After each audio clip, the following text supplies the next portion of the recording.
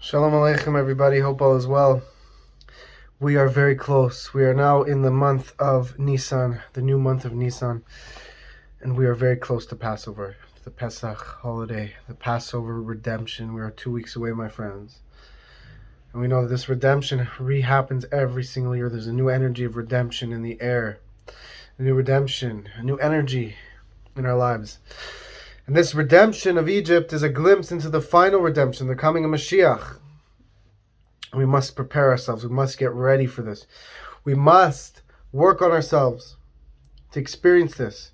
We know that the coming of Mashiach, Passover is a glimpse into the coming of Mashiach. The first redemption is Passover, and the last redemption is the coming of Mashiach. As great as the miracles were in the coming with Passover, as great as the Passover miracles were, they're going to be nothing in comparison to the miracles of the Mashiach coming.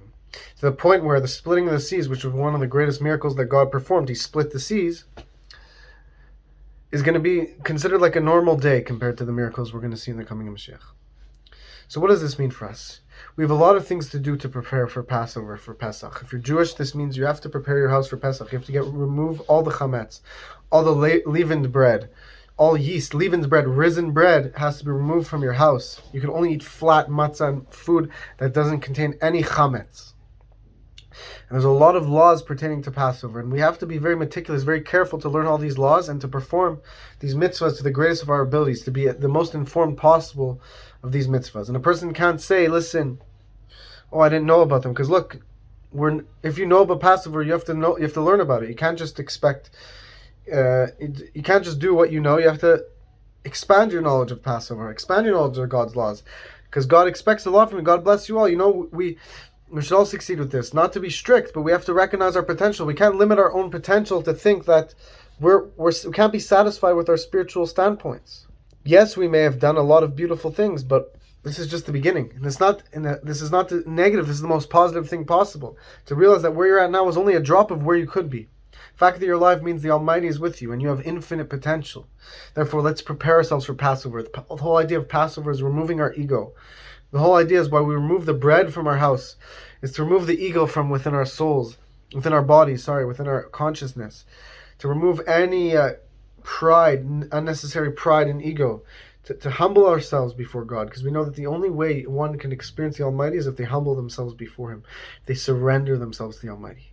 And this is the best way, this is the happiest way, to realize, to not be satisfied with where you're at, to recognize, yes, you've done good, you're amazing, God bless you, the Almighty is proud of you, but He expects even more. The fact that you're alive means you could reach even greater heights. We have a spark of the Almighty in us, a spark of Moses in us. So this is very important. If you're Jewish, to learn as much as you can about the laws of Passover. I will post details of Passover in the comment section below. As well as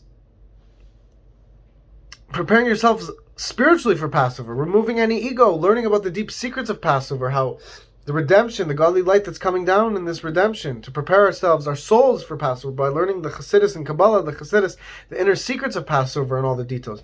We know that matzah strengthens our faith. Eating matzah, the Zohar tells us, is the food of faith.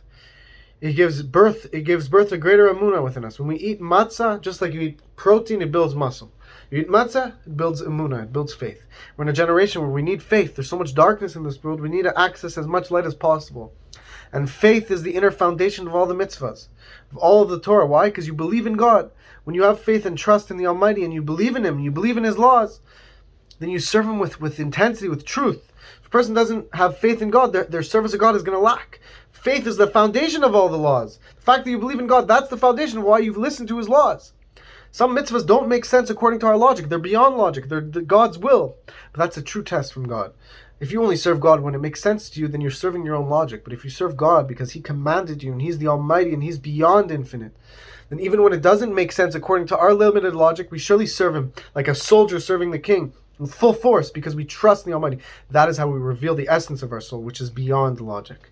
May Hashem bless you all. May you experience the coming of Mashiach immediately. Let's succeed in this beautiful mission. God bless you all. You all have the infinite potential.